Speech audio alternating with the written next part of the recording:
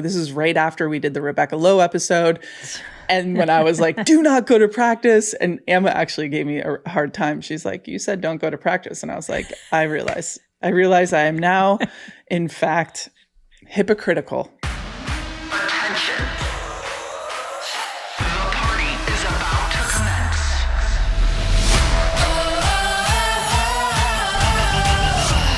Welcome to the party.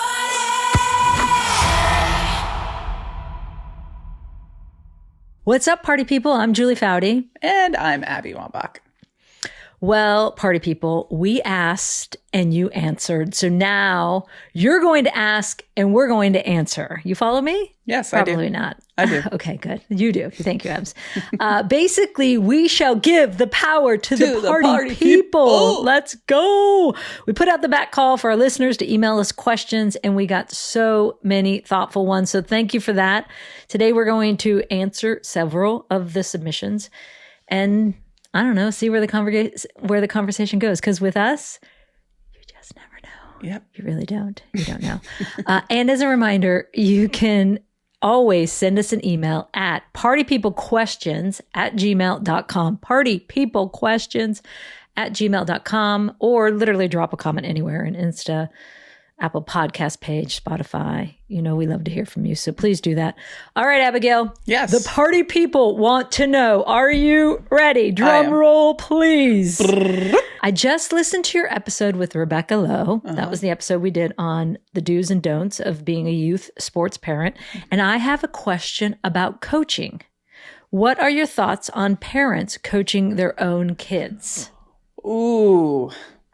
What do you got, Abs? This is a hard one. This is tough for me because I would say in general, when they're young, it's probably okay, right? Like rec league, you want to just get your kid out there. You want your kid to learn how to love being around new kids, teammates, what it feels like to be on a team.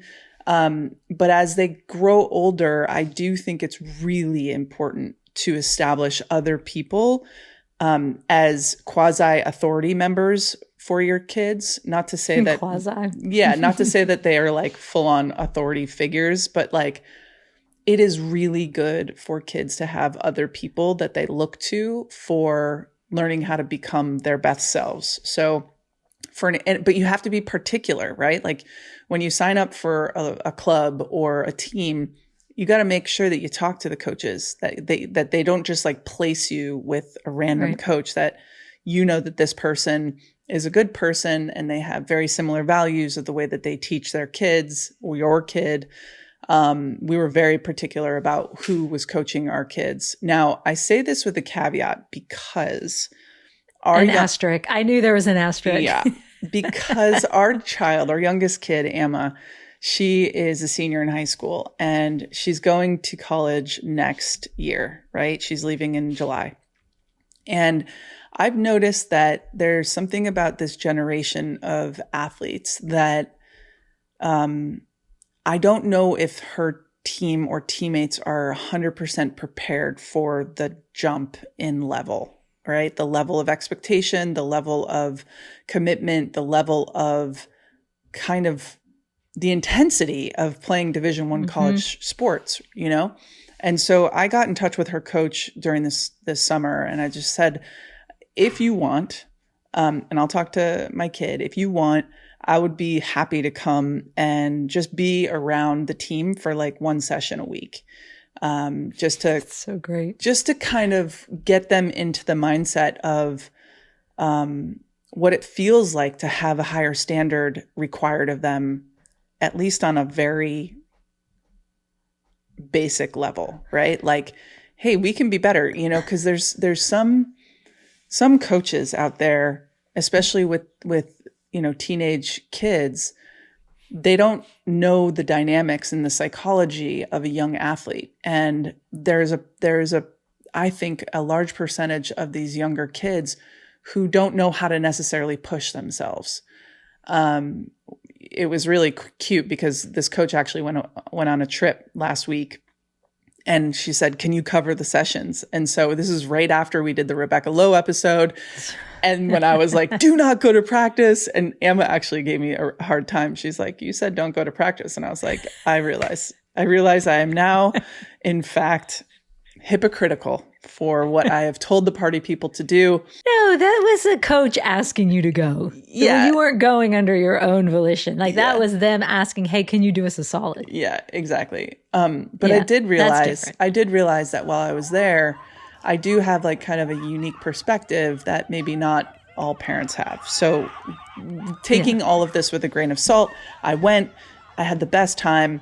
And the kids, they crushed it this weekend. They scored 10 goals. So I do think that maybe my ability to add value was received. You know, Abby's taking all the credit for the 10-0 thumping. No, I love it. No, they get all the credit. I just gave them permission to score goals, to go forward, to attack, right? Like so much of the way that I watch some of this like new form of the way that these teams try to build out. And I love it. Like possession, so good. Yeah. But then you get into the attacking third and they just want to keep possessing. And I'm like, hold on a second. Yeah. Score.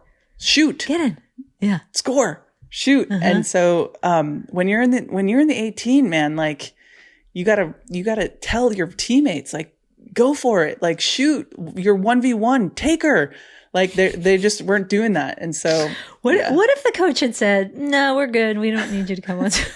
That would have been fine. I gave her that out too. I was like, you know what? You're like, you could say no. Yeah. What do you think about this, Jules? Like, what are your thoughts on parents coaching? I love it. I agree. At a young age that when you, and you look at so many of like AYSO, these programs that are volunteer based, right? You need parents stepping up and doing it. So our rule in the family was if we're not going to step up and volunteer because we didn't have the time, then we should support and applaud the ones who do. That's and right. Are so very grateful when they do that when they're really young, because it is often parent coaches coming in who don't really even know. And the only thing I would say to them is like, hey, you don't need to know that much at this age. Just have fun. Play everyone. Don't just play your kid, obviously, right? Play everyone and have fun and create a vibe that makes them want to come back. That's right. I think we forget that sometimes when we don't grow up in the sport. And so we're so worried about, I don't know the X's and O's. I got to prove that I know the X's and O's, that we forget to create a fun atmosphere that just kids want to come back. And at that age, you gotta create an environment that excites them enough to come back. So, but yes, I agree. Once they get a little bit older, then they need someone else in their life talking to them. Sometimes that's not always possible. There have been situations where I've had parents have to coach a team, or they want to coach a team, and the kid is fine with it. And sometimes they're not, and you got to know what your kid is like. That's right. If your kid is not fine with it, then you're sucking the life out of the sport for them, and maybe you need to move on to something else. So, but yeah, it's a hard one, but I do appreciate at a young age when they do give their time. All right. So Jules, you know that us athletes, we know a lot about clothing. We have to, because we do. Yeah. After so many years in such specific high performance clothing, and in the early years, it wasn't very high performance. I now have extremely strong feelings about everything from fabric to cuff height to breathability. Wait, let me just interject real quick and tell you how much I know about fabric, because it was like, you talk about the old days, it was like heavy cotton that like if you sweated in it, you had remember those big gray like sweat marks because it was so thick and rough. The worst. And it was like an extra 10 pounds on your body, by the way, FYI. I know. And that's why I love Vuori's Dream Knit Performance Jogger. Honestly, they somehow figured out how to make parts of that feel like pajamas, but still look like I'm put together enough to wear anywhere. And when I'm on the road, it's what I travel in. When I walk the dog, it's what I walk them in. When I'm going to meetings, when I'm having coffee, when I'm just relaxing on the couch with my family. And the magic is in Vuori's Dream Knit fabric. It's unbelievable. Have you felt it, Jules? It's lightweight, it's soft, it stretches with you. Lots of pairs. But it seems to never lose its shape, no matter how many times you wash it, no matter where you wear it, no matter how much you sweat in it or try to ruin these clothes. They don't ruin. No. And they're so light and airy that when you're actually working out in them, I was just running on the tread the other day when I was traveling, and they're great travel clothes, by the way, because you just roll them up and they're in. I actually felt like I had nothing on. I mean, it was just like, oh my gosh, it's so light and airy and beautiful. Like I can actually run on a treadmill again. Oh my God. Okay. So Vuori is an investment, yes, in your happiness. And for all our listeners, this is the really cool thing. They are offering 20% off your first purchase. Get yourself some of the most comfortable clothes and versatile clothing on the planet at vuori.com/welcome to the party. That's VUORI.com/welcome to the party. Exclusions apply. Visit the website for full terms and conditions. And not only, Abs, will all our listeners receive that 20% off their first purchase, but you're going to enjoy free shipping on any U.S. orders over $75. And I love this, free returns. So go to vuori.com/welcome to the party and discover the versatility of Vuori clothing. Exclusions apply. Visit the website for full terms and conditions. Okay, Abs, here's something I've learned from years of competing. Here's what we know. You do not get there alone. There's no way. Even the best players, you need a coach. You need someone who sees the big picture, who keeps you accountable, maybe helps you make your next right move. We need that support. That's what we know. We've known that. I mean, and also while you might not be chasing an actual championship, you are chasing a meaningful life. And that's where strawberry.me comes in. They really have made high quality career coaching accessible for everyone, matching you with a certified coach who is very invested in your growth. Yeah. And what's really cool is that together with this coach, you can clarify your goals. You can break through in terms of maybe what's holding you back, which we all have those things that are holding us back. You can build like real confidence, not just for your next job, of course, but for the life that you want. And I think it's important to remember your future shouldn't just happen to you. With the right coach, you get to actually write it. You get to shape it. You get to write that next chapter on your terms. All right. And if you're ready to get unstuck, visit strawberry.me/welcome to the party to claim a special offer and to get started today. That is strawberry.me/welcome to the party. Stop settling, folks. Start building the career and the life you actually want.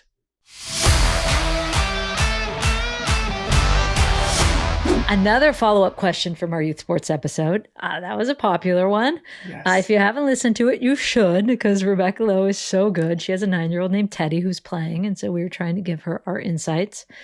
This is Beth's question. How can parents ensure that young kids don't specialize when teams are requiring 2 or 3 practices during the week in a game or competition on the weekend? At what age should they specialize? Oof, this is an important question. Do you want to go for it first, Jules? I don't want to steal your thunder here. No, go ahead. Yeah. So I think that a couple things. One, I did an interview with Linda Flanagan. She wrote a book about this and a stat that she found was that like 98 or 99% of all Olympians played multiple sports growing up. Now, a lot of us who are Olympians, the specializing of sports really hadn't started to take effect. So that's one reason I think why that number is so high. But also, most really quality athletes are good at multiple sports. And I do wonder and worry about the specializing too early. I played basketball growing up. I for sure would not have been as good of a header playing soccer had I not played basketball. Every single time I went up for a rebound, every single time I, looked at the basket and saw the trajectory of the ball coming off the basket, that helped me with my timing of my jump and being able to track a ball coming across the box, being able to time my jump and then be able to hit it with my head. Had I not had that experience of like the consistent repetitive nature of learning what jumping is, how to reach my height, the top part of and then be able to like actually snap header at the top part of my jump, that's not an easy skill to just know how to do. But because of basketball, I learned that really early. And then obviously being tall in the game of soccer, I was one of the taller players on almost every team and on almost every field I played on. I do know that, yes, 2 or 3 practices during the week and a game or competition on the weekend, it feels like a lot. But I do know that you can find the seasons and just tell those coaches, right? Like whether it's AYSO or club, that my kid's going to play lacrosse or my kid's going to play basketball, and they're just going to have to figure out how to handle it. But now it's like, it's so cutthroat that they make you feel anxious about even playing multiple sports. Yeah, it's hard to fit it all in. There's no question. Like we tried, and I think I talked about this in the Rebecca episode, but I'll say it again. We tried to really ensure that Izzy could play volleyball, which she loved, and soccer. And it just, when she got to high school, with the high school programs as well, so she was playing high school volleyball and high school soccer, it was like 4 practices or 4 teams between the clubs and the high school. And it was not sustainable. Like she literally was like, I cannot do this. Yeah, this is killing me. It's a lot. And, get good grades in school. And there's all that stress and anxiety around that as well. So she ended up having to drop volleyball her sophomore year. And I think, again, like you as a parent have to make it very clear, like you said, Abby, I think it can be done. Like my sophomore in high school, Declan is playing football and basketball, and it's a lot. It is, but they don't have like a corresponding club program for football. They don't have a corresponding really club program for basketball. So it's just the high school. So it's doable. But if you have both, then it becomes a problem. But you have to kind of, as a parent, just say to coaches right away when you join a club, like, this is very important to me that our kid plays different sports. They're going to be missing things. We want you to know it's not because they don't want to be here, but because we have also, to honor the other sport. And we think it's healthy for them to be playing multiple sports. Or find a coach, because as we know, some coaches are like, yeah, we support that. And then you get in there and they're like, what? She's missing? Yeah. And you're like, okay, peace out. Yeah. Like find a club that truly supports it, or a coach, or call them out. Like, hey, we joined this club because you said you supported it, and now you don't, right? So I think you have to advocate for your kid when they're especially younger and in middle school and high school. So yeah. And I think it's also, I think it's important to note too, that so many of our young girls quit playing sports at a very early age. What is it, 14 or 15? Like huge percentages. And the older they get, they quit. And I do think that specializing is a big reason for it, because one of the things that I really needed when I was playing soccer as a young kid is I needed basketball to give me a break from soccer. yeah, I was playing soccer pretty much 3/4 of the year. I had this 1/4 of the year that I could look forward to, that it was a different game, that there were like different friends. It was a different vibe. And that, like, mentality wise, like, it is hard to do the same thing over and over again for 11 straight months. Like, it's hard mentally, for a person. Hard physically on your body. Yeah. That's why they have so many injuries, because you're using the same muscles, like changing up the muscles, changing up your mind. Yeah. All of that is healthy. So definitely we are advocates of not specializing if you can hold off until you get to the point where your kid is like, I can't. Yes, but it's hard. It's hard though, like to as a parent and a player, because so many of, especially in soccer, like so many of the club systems make it really obvious that like they want you to be there 11 months a year. And if not, they're going to give your spot to somebody else. So there's like this political thing that these kids are having to manage through, that it's so icky. And it's like a money grab in a lot of ways. Like these clubs want to do it because they can charge more for the year. And then they call it's for development, so that they get full year-round development. It's just like, but at what cost? I'm like, no, that's just so you can charge us. Exactly. Okay, we are going to have so many youth sports episodes, because I got a lot I want to unload on this for sure topic. So Beth, thank you for that question. Ariana has the next one. Thank you, Ariana, for submitting a question. How do you all make important decisions? Oof. What? So deep. Okay. Jules, you start. Oh gosh. I don't like have a process, which is not going to be surprising to anyone who knows me, but I talk to friends. I talk to my husband. We talk it through. We think about the biggest priority in all of my important decisions is, are we going to be happier as a family unit after that decision? Are we going to be happier personally? Are we going to be happier collectively? And it's rarely about money, although obviously money is important because you got to pay the rent and pay the mortgage and all those things and take care of the bills. So that is important. But I have always strongly believed, which is why I was explaining to Abby earlier, and I think our Give the Power to the Party People Family Edition, that I didn't go to med school because I just felt that I wasn't going to be happiest there, right? I wasn't going to, that wasn't me. I wanted to be out and about doing different things, and that was far too linear for me and far too serious. So that is how I frame important decisions. Is my life going to be happier because I'm doing this? That's good.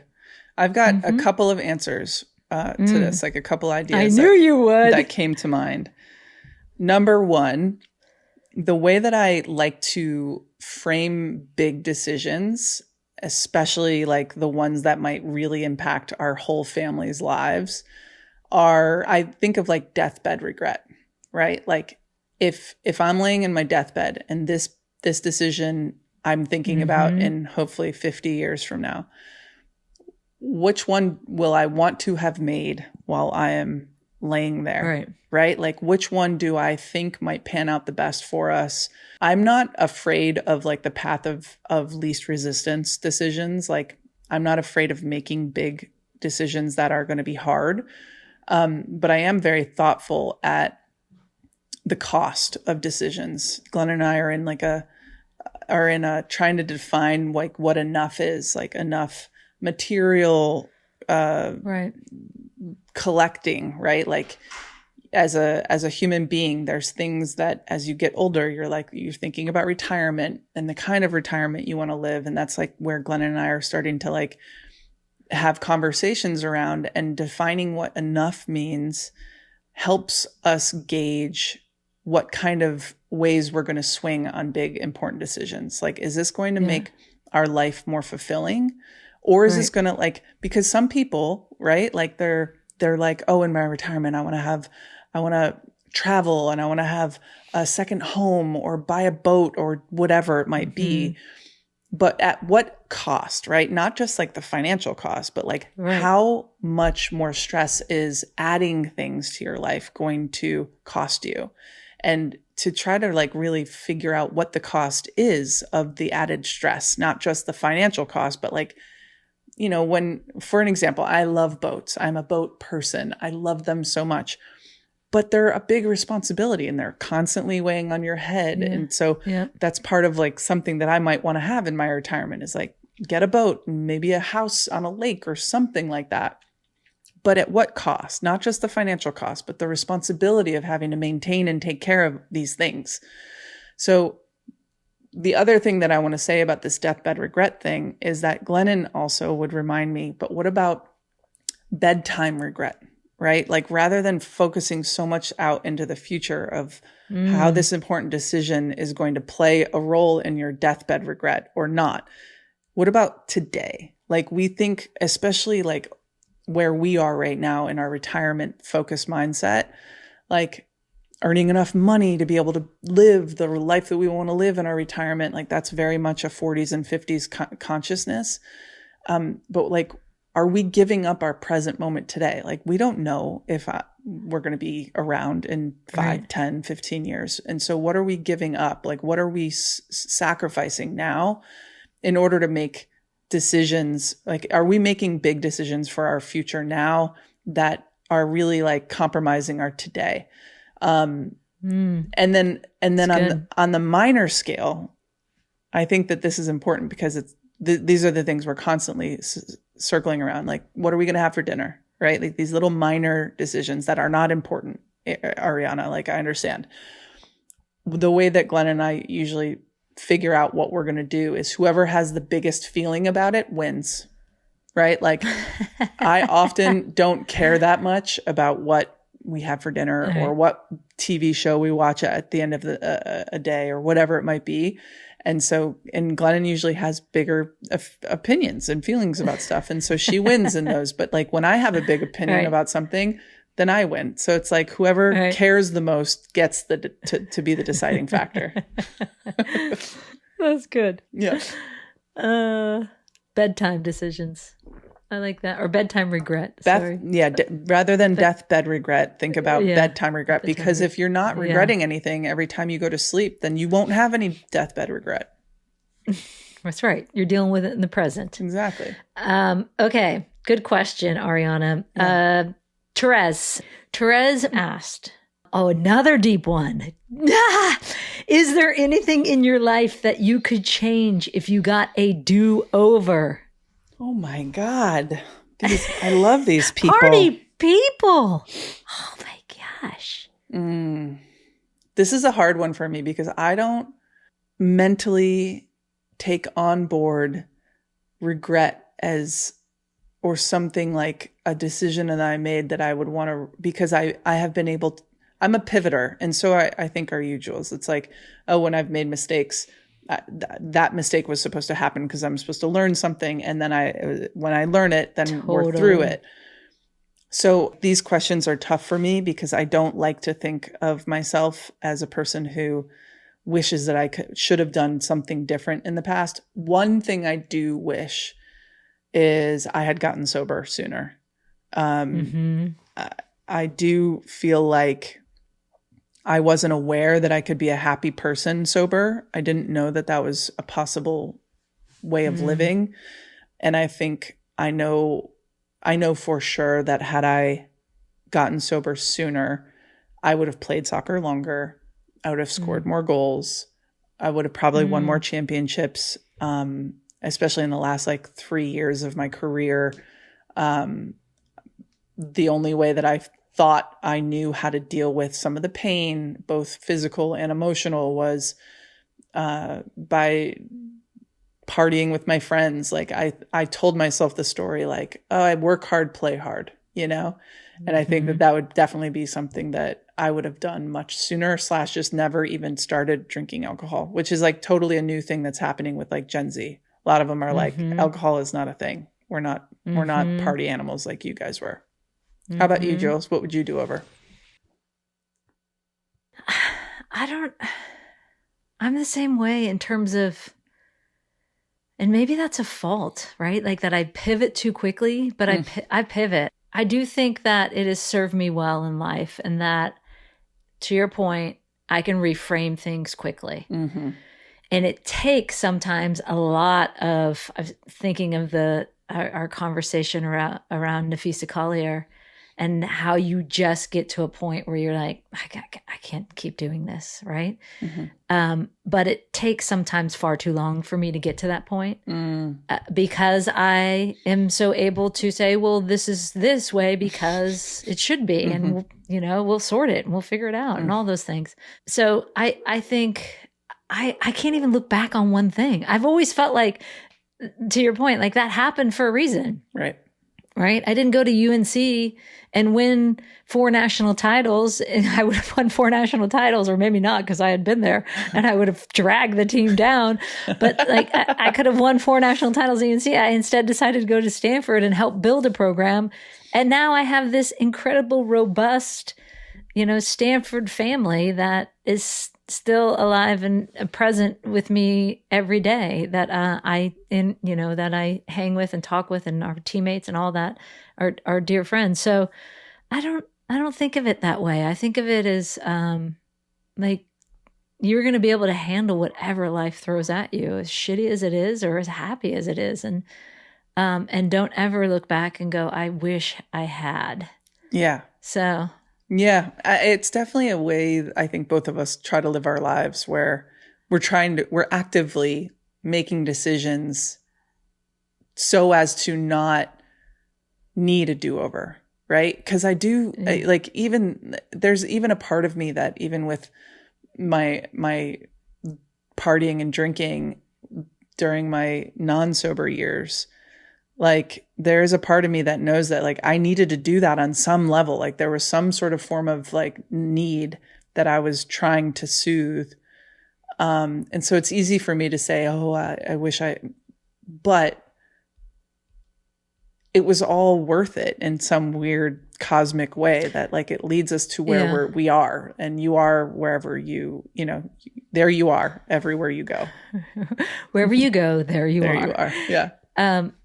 No, and probably you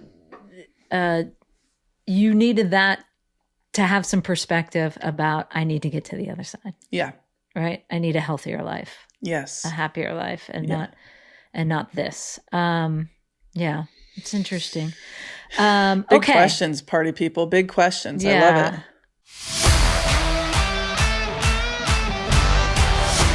It's so easy to postpone our mental health, delaying the support we so desperately need. And I've done it a million times, knowing something was off, but thinking I could just get through it when things finally cooled down, right? And honestly, feeling that way made more sense then. Therapy used to feel too expensive, too complicated, or just impossible to fit into real life. Grow Therapy is designed to change just that. They're insurance-friendly, affordable, and easy to understand. And I think therapy is a must, not only just for me, but I think it's a must for everybody. And so many people out there, good therapists can make all the difference in weathering the storms of life. Grow Therapy is really innovating in the space. No subscriptions, no long-term commitments, just support that fits your life and your budget. And with thousands of licensed therapists across the US, you can filter by what matters to you: insurance, specialty, identity, or availability. Whatever challenges you're facing, Grow Therapy is here to help. Sessions average about $21 with insurance, and some pay as little as $0, depending on their plan. Visit growtherapy.com/welcome to the party today to get started. That's growtherapy.com/welcome to the party. Growtherapy.com/welcome to the party. Availability and coverage may vary by state and insurance plan. Okay, last one. Christina F., please, all caps, please help me explain offsides to my family that just don't get it. I feel like it'll make more sense coming from y'all. That's good. First thing, Christina, is that, did I say Christine first? It's Christina F. Yeah. That it's not called offsides plural. No shame in this, because I did this for many years in my career. It's offside. So you're offside. You're not offsides. Mm-hmm. So, a player is offside. Let me give you the legal jargon behind it, the laws of the game. That nobody will understand. You're not going to understand it, but we're going to explain it. A player is offside when the ball is played by a teammate. So it's actually when that teammate touches the ball and strikes it, right? At the moment they strike the ball, okay, you're offside if you are in the opponent's half of the field, meaning your attacking half, right? Mm-hmm. And any part of your head, body, feet, arm is closer to the opponent's goal line, to the goal you're trying to score on, than both the ball and the second to last opponent. So the goalkeeper counts as one, let's not forget, and a defender. So you've got to have a goalkeeper and a defender between you and the goal line if the ball's not there yet. That's pretty good, right? And it's when it struck. Yeah, no, but that's pretty good if you know what any of the words that you said. Like, for an example, opponent's half, right. Any part of the head, body, and then the opponent's goal line, then both the ball and the second to last opponent. Let's break it down here. A goalkeeper and a defender. So you need two people. Yes. Between the goal and you. Okay. So we're going to have Glennon come on and do her little spiel about offside. Yes. I'm going to get her to come on. We're going to do an episode with Glennon soon. Okay. We're going to do an episode on being offside. Okay. So here's the ball. Okay. Okay. Can you see what, this? what are you holding up? I don't have my glasses on. This is a Sharpie. You have a pen, and then what's the other thing in your hand? I've got people. I'm holding people. So just give me a second here. All right. So here's the ball.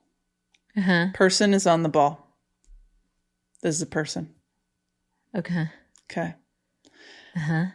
Here are your teammates, because you're on the same team. Pink. Okay. And pretend this is the last defender, like a defender, center defender, sweeper, whatever. Now, if the person who's carrying the ball is about to pass the ball to their teammate here, Yeah. and the teammate is on this side of the defender, the goal is over here. If the teammate is on this side as the player passes the ball, or even, they are considered onside. But if your attacker is on this side, going this way to the goal, and the ball is passed, and you touch it, and you receive it, you are now considered offside. So you have to need say, like 8. You need to be an octopus. You need like another 6 arms. Yes, exactly. So, and then it says second defender. And the reason why it says second defender is because in the rules of the game, they're including the goalkeeper as the second defender, right? And so there's kind of complications if you're on like down there and the goalkeeper comes up, then they're the last 2 defenders. But we're not going to talk about that right now. This is simple offside communication. Jules, we need your whiteboard for this, I think. I know. I was just thinking that. So here we are, players on the ball with the ball. When the player kicks it, Jules, and your teammate is here, are they onside or offside? They are onside there. They are onside here. And if they are beyond the final defender, are they onside or offside, Jules? They are offside. They are singular. Not offsides. They are offside. Singular. And it's when the ball is played from your teammate. So you can't run into this the last defender, the space behind the last defender is like a no-go zone until the ball is played. So you have to time this run. Yeah. Offenders. You got to hold it. You got to hold your run. Or you run across that line, which Abby was very good at doing. Yeah. You run so that you have no arm or foot on the other side of that. I mean, it gets so ridiculous when they have like, your toe or your feet. I'm like, oh my God. I know. And I heard that FIFA might be changing the rules. They are always changing I rules. I hear don't even get into like, what is a handball? Don't even start with me. Cause then I don't know. I don't know anymore.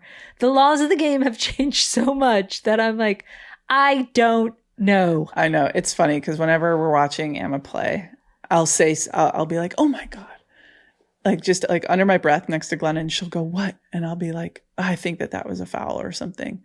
And she'll say, what do you mean? And I'm like, well, I don't know. I don't really know the rules that well. I like literally am the worst at knowing the rules of the game. A, because they constantly change. And B, it didn't matter what the rules were because when I was on the field, I was just like always trying to fight for a call. I was always yelling at the ref. Becky Sauerbrunn like hated playing against me because she was like, the refs love you. They give you all the calls. And I'm like, yeah, you're right.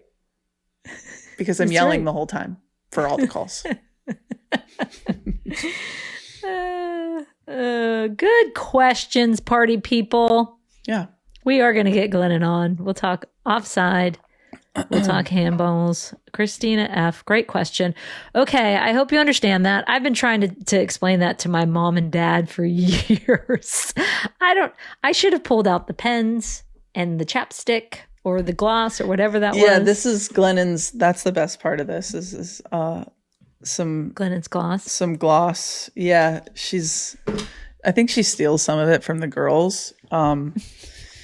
And I think we should probably do and get some sort of like illustration. Like, how they have like on ESPN where they can draw up a play and like have it. Like we should do that. Yeah. That would be kind of fun. We can bring on like Christina Uncle, who's like a FIFA ref, was a FIFA ref, and she can actually like really, but she's going to do the same thing. She's going to have these words we don't even know. We're like, what is that? Break it down. 101. Okay. Thanks for all these great questions. If you've got more burning questions, remember, hit us up at partypeoplequestions@gmail.com. And don't forget to subscribe to YouTube so you can actually watch us. Welcome to the Party YouTube channel. It's up and running.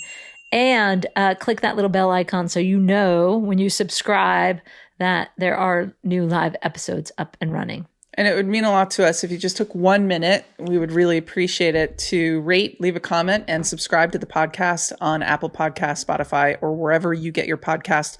We really do want this podcast to be for you. And so let us know how we're doing. Let us know what you want. Let us know what you want more of or less of. We can handle it. And be sure to follow us on TikTok and Instagram at Welcome to the Party Show, where Julie, Billy, and I will bring the party straight to your feed. And then also, we just can't thank Kate Diaz enough for our theme music, who wrote and composed it herself. It is an earworm. We love you, Kate. We love you.